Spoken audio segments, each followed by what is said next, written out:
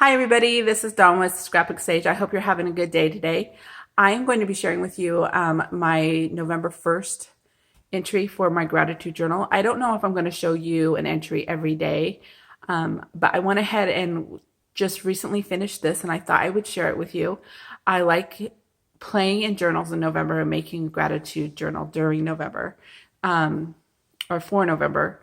And I was able to get this done. The challenge with that is having a journal before November 1st that you know you're going to be journaling in, right? That's the trick. So, Dear Julie had a Stash Buster challenge for both September and October, and I was able to do this in her October one more time. So the flip through of how I've put this journal together and stuff is on my page, so you go ahead and link to that if you want to. If you want to go ahead and see more videos of, if you want to see more journal entries like each day, go ahead and put that in the comments below. I don't think I'm going to do one every day. I'm hoping to do 2 or 3 a week. We'll see what happens. And I'm not quite sure if they'll be craft with me's or if I'll go ahead and do them and just show you what I did. So today, I'm just going to show you what I did. I knew I wanted to get I knew I wanted to be grateful for the grace of my life. So when I thought of that and just the song Amazing Grace came to mind. And gosh, if you haven't seen the history of that, it's really interesting. It was written by a slave owner who and he stayed a slave owner for a long time, but he ended up turning into an abolitionist many years after he became a Christian even. But the story of just how his life was in peril several times and he saw God's hand upon him, I thought that was really cool. So for me, I became a Christian when I was really young. I was 8, and we had some crazy things going on during our lives. And we had moved, and we were in a new town, and I wanted to be a part of Girl Scouts really bad, but we just weren't in a place for that to happen. So I was sad about that. And then just a few days later, a girl came to my door, and she goes, "I'm starting a group called Joy Bells. Do you want to join me?" And my heart was so touched. I was like, yeah, sure. And she was one of those girls she was a couple years older than me. She was beautiful. And, you know, you see people in your life, it's like, oh, I want to be like them. She was one of those, and she continues to be one of those people. She's really amazing.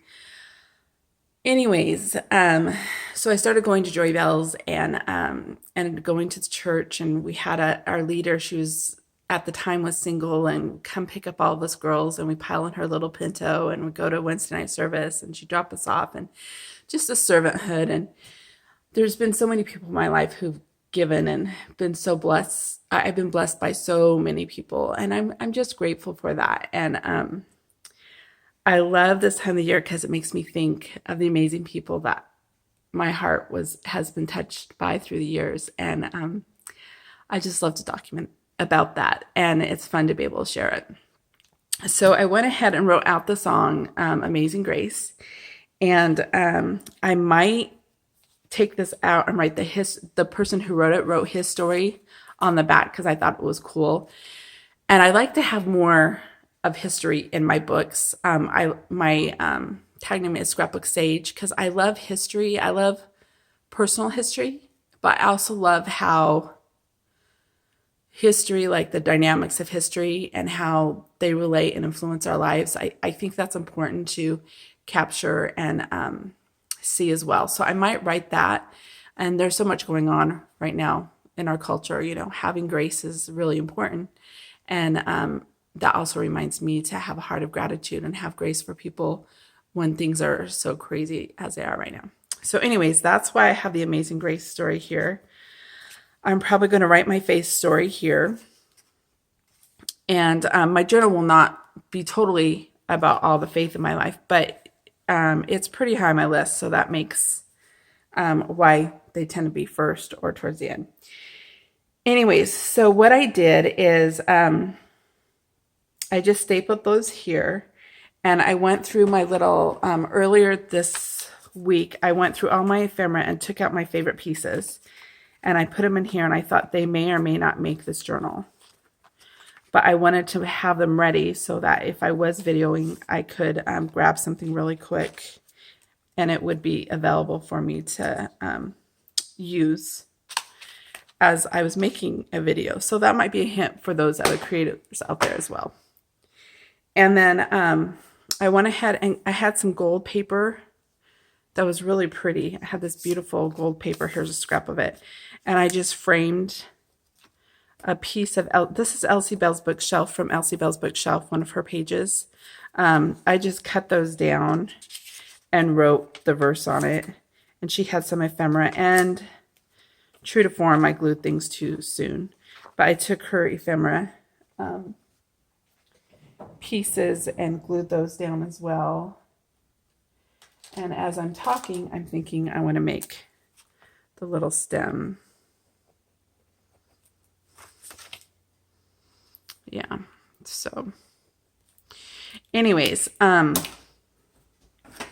so she has these really cute pieces of ephemera also in that digital kit. And you could tell I'm still wanting to play instead of just show you what I've done. So then I wrote November 2020, and I put I am grateful. And I have, did I put those away already? I have these letters that I keep in a storage box. They're from paper kits and different scrapbook sets that maybe you've used all the letters, or it's hard to make words out of anymore. I had just cut down the letters. So these hold like A through P. And then I've got Q through Z, and then the numbers, I double them up, 1, 2, 3, 4, 5, 6, 7, 8, 9, 10, and all the other things here.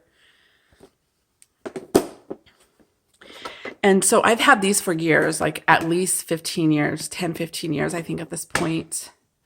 And I just keep adding to it as I work through different things. This A, I had a sticker set that was on craft paper, white sticker set that was in my stash that I used this last month. And I just added those all to cardstock and cut them up and put them in there, and they're ready to use. So I told that story, and I thought, well, I might want to tell some more and put some pictures in here, but I know I'm not going to have pictures in my journal really show on film. I know I just don't tend to do that very much, but I do like to have memory keeping in my journal. So one way I thought I can resolve that issue is I can save some space underneath here and put a couple pictures if I want to do that, or on the back of these I can make maybe a little frame and put pictures or tuck them in there. I could have put a picture here or put a picture down here and cover it up. And then I did also a flip up. So I have a flip up here and I have a flip over here. So depending on what I want to do with that, I can tuck, and here is a little belly band here that I could put some pictures into. So those are just some ways that if you want to have pictures in your journal, but if you're a creator and you don't always want to show those pictures, that might be a way to resolve it. So I have the Amazing Grace here, and then I just layered, I have a piece of washi tape here, an extra piece of scratch paper from Elsie Bell's bookshelf. I put the typewriter paper here because I wanted to tell a story, and I'm going to be telling a story. And I just had these elements here that I thought went well. And the bicycle is, when I was a part of that church, it was about 3 miles away. And between like 11, I don't remember, it was early teens. It was before I was 15, but probably older than 10, or maybe around 11 is when my friend Kim and I became really close, 11, 12. I used to ride my bike to her house, and that was 3 miles away. So we did things then that you don't let your kids do now. And it was sort of fun just thinking about that. And I had this cool purple bike that I rode all over town, and it was pretty cool. And then I just put some more of her ephemera up here.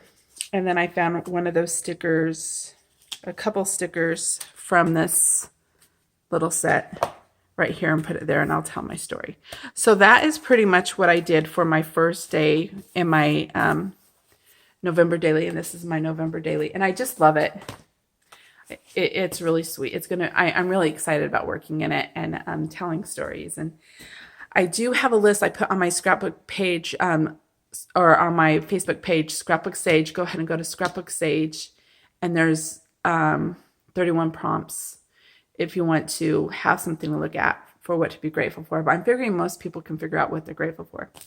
And but sometimes it is nice to have prompts. I know it helped me to write things down. And I will make that available in the link below.